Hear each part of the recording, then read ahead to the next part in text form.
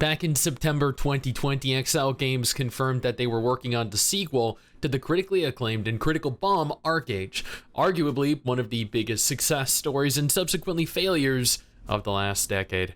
ArcheAge had such incomparable potential to truly captivate the MMO audience by providing us with some of the best tap target combat in an MMO, incredible graphics for its time, a deep complex talent tree system allowing you to blend 3 classes together into something truly unique and personal, an enormous open world with seamless transition between zones and multiple continents with races and factions at war with one another, forcing players into large-scale open world PvP skirmishes. It was probably as close as we would ever get to having an updated World of Warcraft. And they squandered this opportunity with horrible mismanagement and pay to win, which was an abso-fucking-lute disaster. But, I mean, maybe they've learned from their mistakes.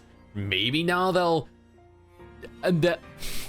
Okay, maybe not. Before we go ahead and jump into this video though, I want to take a moment here to thank today's sponsor, Tower of God New World. By now, you've no doubt heard about Tower of God, the critically acclaimed webtoon with over 6 billion views worldwide. And if you haven't, well, look at that. Now you have something new to do this weekend. Tower of God New World is a 3D mobile game based on the webtoon series, with gameplay revolving around strategic combat, synergizing your team with a variety of different characters, all who fit different role archetypes, possessing their own elemental affinities and allowing for elemental combinations, which can be useful if you're stuck while climbing the tower. If that sounds like something you'd be interested in, go ahead and click the link in the description of the pinned comment below to join the hype train during their new summer festival event. This is the perfect time to go ahead and try the game out. There are roughly 70 characters obtainable in game, a 100% guaranteed SSR every 100 pulls, a guaranteed SSR plus every 200 pulls, allowing for players to easily comprise their ultimate team, which is important, as there are a lot of unique combinations present, even with R or SR rank units that could lead you to victory in a ton of different ways. Again, the summer festival event is ongoing, and new characters, SSR plus Vial, SSR Shasha are both coming. There's a new summer story mission, summer costumes, summer special missions, and rewards that cannot be missed. So don't. Download the game using the link in the description below, and don't miss out. In November 2020, Exile Games founder Jake Song shared some information concerning the lore and the gameplay behind the sequel, confirming the game would take place 2,000 years before the original MMO and be set on the eastern continent of Harania with a focus on exploration.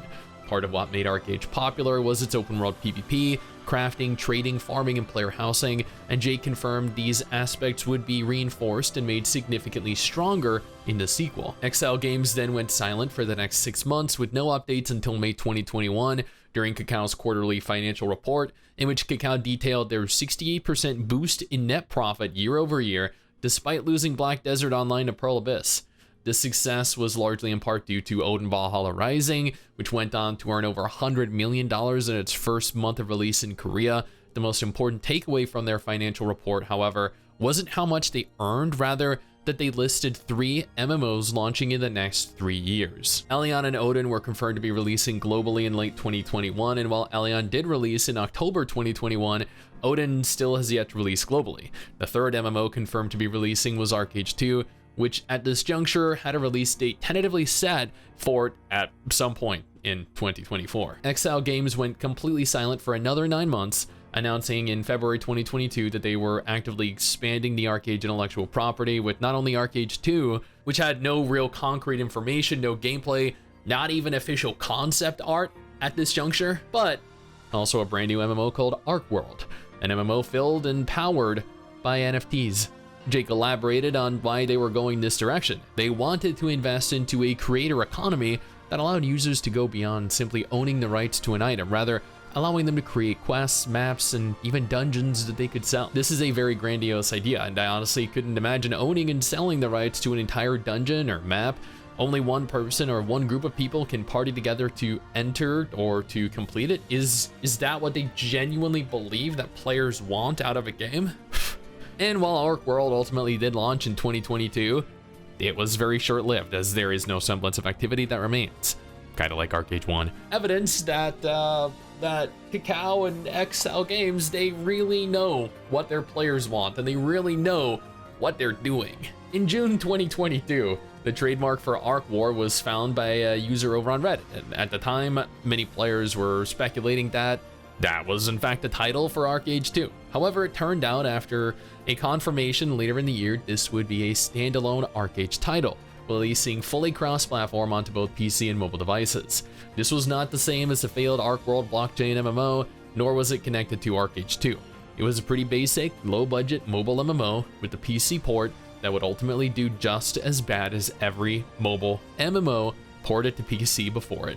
Shocking, I know. In September 2022, Kakao issued a press release confirming they had a publishing agreement with XL Games for ArcheAge 2, with an expected launch in 2024, having gained immense interest since 2020 following the success and intrinsic gameplay of ArcheAge. They also revealed Jake Song would be leading the development for the game, which was characterized by its vast, seamless open world, which ArcheAge was known for, and action combat, something that ArcheAge was most definitely not known for, and sees a very stark departure from its predecessor. There were over 100 team members working on the development of the game, with a promise made of AAA quality. You gotta love those half-baked promises devs make to try and lull you into a full sense of security so you purchase founders packs, early access, battle passes, and what the fuck ever else they try and milk out of you. Jake Song, in an interview at the time, stated that he hopes to create a high-quality game that remains faithful to the core elements that make MMORPGs fun. So no fucking escort quests then, right? No go out and kill 10 boars, go out and loot 10 flowers, or horribly paced vertical grind? Sick. Then they released the first image of ArcheAge 2, and I'll admit it looks completely different to ArcheAge, which I'll admit also looks pretty good. In November 2022, Kakao released their third quarter financials, which showed a decline of over 30% year over year. They attributed this to their mobile games no longer performing as strongly as they'd like, and confirmed Odin would be launching globally in the fourth quarter of 2023, which I'd like to point out, as of 2023, was also revealed to no longer be the case. Ares Rise of Guardians would be launching in the second quarter of 2022 in Korea, and has been a pretty disastrous bomb thus far. And Eversoul, which rolled out in the beginning of 2023, that I covered and thought was actually a pretty good game for what it's worth. On November 17, 2022, XL Games released a teaser for the game, giving us our first look into the world, the graphics, and the gameplay. All fully pre-rendered, of course, with absolutely no UI present, which is admittedly a little bit disingenuous, but hey, that's what all MMO developers do these days, right? And heck, MMO companies aren't even the only ones that do this shit, but it sells. They make flashy trailers, and people think to themselves, oh crap, this looks absolutely incredible. Clearly the actual gameplay is gonna look exactly like this. The next day, on November 18th, Kakao posted a video interview with Jake Song, where Jake went on to detail several important aspects of the game. On the one hand, where ArcheAge is a PC exclusive and ArcheAge War was a mobile game ported to PC, ArcheAge 2 is actually going to be released on PC and console fully cross-platform. No mobile, don't worry. It would be built utilizing Unreal Engine 5 with a strong focus on AAA visuals and its fast, reactive, real-time action combat system. The world, much like its predecessor, will be seamlessly open world, and character progression will be non-linear, whether that means that there will be varying degrees of character depth, like what is present in ArcheAge, or with regards to gear acquisition and endgame is unconfirmed. They are making alterations to the trade and housing systems in an attempt to separate them from ArcheAge, but also expanding on them. As an example, allowing guilds and players to build entire towns rather than just building their own home, which sounds both promising, as player housing was one of the cooler facets that comprised ArcheAge, but if you could build entire towns, does that mean there will be a reduced number of developer-built towns?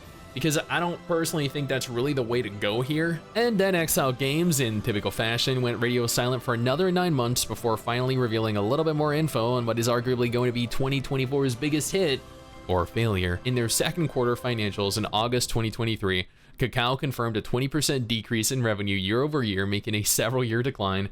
In their financials, Kakao elaborated on their intention to release Ares to the global market, but they had no plans currently for when that would be specifically. What they did state to investors, however, was that they had plans on getting people in the door with a strategy that reduces the compulsory initial billing, but then alter the monetization once many users settle into the game, which is about as shady as anything any developer has ever said. Let's promise them a free, friendly business model, and only when they've truly become addicted and our player base is large and prosperous, we'll hit them with heavy underhanded pay to win.